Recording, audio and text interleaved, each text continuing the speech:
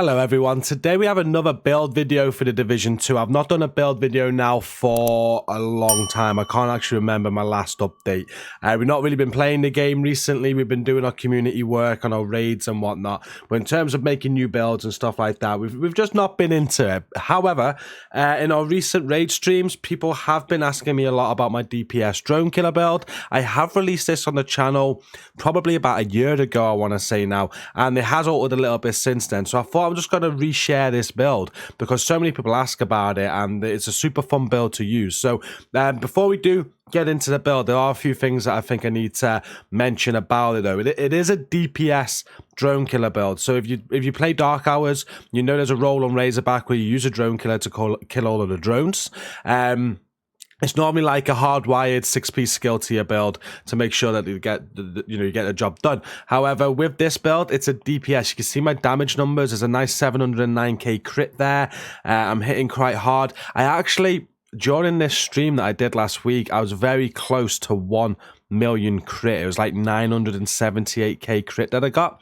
It's insane. You're hitting some great numbers and you're still able to kill the drones, but it is heavily based on like team cohesion. So you do want you to have your team set up for your build to have enough damage to take out these drones. You'll notice now how when the drones do come out of Razorback, they get destroyed even though I've got all of that damage and I'm getting those high crits. So for that to work, it is team based, and we will go through that in today's video, and I'll let you know where I'm getting all this extra skill damage from as we go. Now, if you do enjoy the video today, please do hit like and share to support it. Subscribe for more content from me. I cover the Division 2. We also have a fantastic gaming community as well. We're fast approaching 20,000 members now. I think we're only like 600 members away. So come and check out our community once you're done with the video today. It's linked at the top of the video description. So here's the build, and you can see, if you've seen the other build video that I did last year on this, we went in with the technician because we wanted the extra skill tier and the extra skill damage. But in my new variant of this build, we do use the survivalist specialization, so we can use the crossbolt on the gate of Razorback, and you do drop the skill damage. So you are kind of like relying more on your team to make sure you hit the skill damage cap, which we'll speak about in a moment when we get there. But we use the survivalist specialization for Razorback, so we have the crossbolts. We have the capacitor as a primary weapon. Now, what this does, as it's all heavily reliant on how much skill damage you have on the build as well as the DPS, this will allow you to get more skill damage on the build with the capacitance talent. So shooting enemies, build stacks to a cap of 40. Each stack grants 1.5% skill damage. After 5 seconds, stacks will decay 1 per second. But for each skill tier, you're going to be gaining 7.5% weapon damage as well. We don't have any skill tiers on the build, so we're not really taking advantage of that, but it is all red cores, which means we got damage anyway. The secondary weapon really doesn't matter. I take in the classic M1A there with sync on it. My sidearm is the TDI card custom. Again, it really doesn't matter. You're going to want to have a concussion grenade on, because on Razorback, if for whatever reason you don't have your crossbolts, you can throw a concussion grenade into Razorback to make the gate open and make Razorback stand up. So with the DPS drone killer build, it's very similar in the way that you're using 4-piece hardwire again. So this is what you use on the skill tier variants, but what you want to do is you want to farm hardwire pieces on the mask, backpack, gloves and holster, and you want to get critical hit damage or critical hit chance as the second attribute there. So that you'll see with the mask, I got critical hit damage. I've been able to roll weapon damage on there.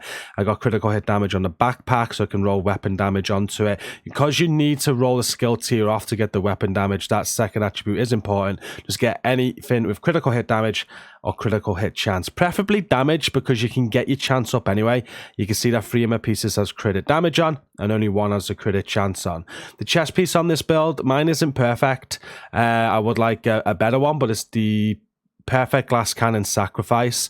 You get 15% headshot damage there as a brand set bonus, which really doesn't matter, but you've got weapon damage as a core attribute. You want critical hit damage roll and ideally critical hit chance as well. I got hazard protection, which is a waste of a roll. But yeah, if you can get one with crit chance, find one of them. With Perfect Glass Cannon, all damage you deal is amplified by 30%, so that includes the skill damage. All damage you take is also amplified by 60%. But that's what's so important about this piece, is that 30% skill damage you're getting out of the piece. Moving on to the knee pads, you want the Fox's Prayer.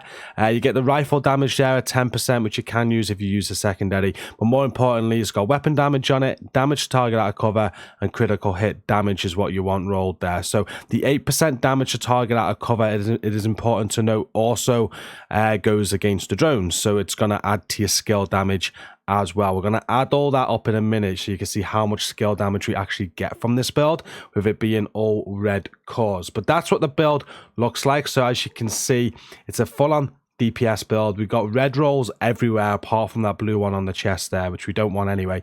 We want that to be critical hit chance, and it's still kills drones. So discuss that in a moment, but first let's have a quick look at the stats. You've got 36.9% critical hit chance on the build.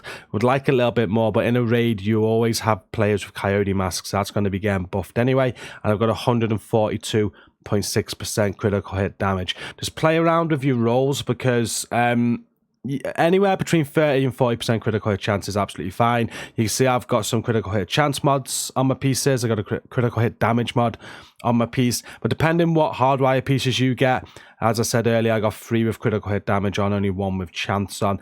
Just get it as close to like between 30 and 40 on chance, and then stack everything else into critical hit damage. So with the drone killer build, you need 73% skill damage to be able to kill the drones on Razorback.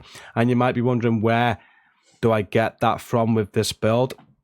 So the skills you want to use on the build is obviously the Jammer Pulse, and I use the Crusader Shield to reset that with the hardwire proc. So with Feedback Loop, whenever you lose or cancel a skill, your other skill's cooldown is automatically reduced by 30 seconds, while increasing total skill damage and repair by 10% for 20 seconds. Feedback Loop can occur once every 20 seconds. So every time you proc that Feedback Loop, so you've used your pulse for the first time, you're using the Feedback Loop to get it back, you're going to be giving yourself 10% skill damage there. Don't really include that in the numbers, but you'll see how close we get without that. So straight away, you've got the 30% skill damage from the Perfect Glass Cannon. You've got the 8% skill damage from the damage to target out of cover. All drones are out of cover, so that's 38% there. You don't get anything on the survivalist specialization, but if we do go to the watch, you're going to want to have a maxed out watch for this build, if I'm being honest with you, because it gives you 10% skill damage, I believe. Let's just have a quick look at that. Yeah, so 10%. So we've already got 38%. That's giving me 48% skill damage on the build with maxed out watch. And then if we have a look at the hardwire set itself, you can see for 3 pieces of hardwire, you're getting another 15% skill damage there. 2 pieces give you skill ace, 3 pieces skill damage and repair skills. So add that 15 to the 48% that you got. That's going to be 63%, if my maths is right, or thereabouts. So it's still not quite enough to destroy the drones on your own, but you do, even with this old DPS build, you do get it up to 63% skill damage against the drones, and you only need another guaranteed 10%. So I said at the start of the video, I discussed how our team works together to make sure this build works. So whenever I'm doing a Dark Hours raid, I make sure I have an Overwatch opportunistic player. Now, if we quickly show you that build, I'm not going to go over the build at all, but with the Overwatch opportunistic build, you can see on the chest piece there, they're giving the whole team 12% extra weapon damage and skill damage. So add that 12% to my 63. As long as I've got my person proccing Overwatch, I straight away go up to 75% skill damage. Also on Razorback, they're going to be proccing opportunistic. That won't work towards the drones at all, but I will be taking advantage of Overwatch. But let's say for whatever reason a drone knocks the Overwatch opportunistic person out of cover, so I lose that 12%. I also have someone run a DPS future initiative build. Doesn't have to be a DPS version of this build. The main purpose of it is that you want to take advantage of the tactical superiority ground control there. So it increases the ground control damage bonus from 15% to 25%. And what that does with the future initiative set. When you wear 4 pieces of it, you're increasing you and your allies' total weapon and skill damage by 15% when at full armor. So if someone's wearing 4 pieces future initiative and they have the chest piece, that's an extra 25% skill damage that I'm going to have on that drone killer build, providing I keep myself at full armor. So I want to make sure I'm doing that. And again, if we take the Overwatch into account, I think I said I was at 75% skill damage, and then if I add the future initiative because I got full armor, I'm actually at 100% skill damage, which makes it very, very easy to destroy those drones and still have a full-on DPS drone killer build. So that's how we set up in our team. Obviously, things can go wrong. I wouldn't advise any newcomer to use this build because let's say you do lose your Overwatch and you don't have full armor, you are only going to be stuck at 63% skill damage, which means you're not going to have enough to kill the drones. But that's where the capacitor will come in handy. Just make sure you're using the capacitor to buff your skill damage. You just need to get that stack up to around about 10.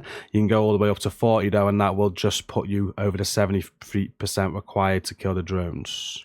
And that is it for this build video today. As I said at the start, I just wanted to show this build again because we're getting asked, well, I am getting asked a lot about it in streams recently. I'm doing the drone killer build, the roll rather, a lot on Razorback, and people are wondering how am I getting that much damage out of my build when I'm killing drones also. So that's the build. I do need to give a shout out to Milkman, who sent that build across to me last year. He knew I was interested in like different sort of builds. I think it's him and Hutchler that came up with it, so I take no credit for that actually creating the build, but they just gave me the theory. I put it together and it worked an absolute treat. So if you want to put this build together, that's it. That's how it works. Make sure you have a good team around you that's going to give you that extra skill damage.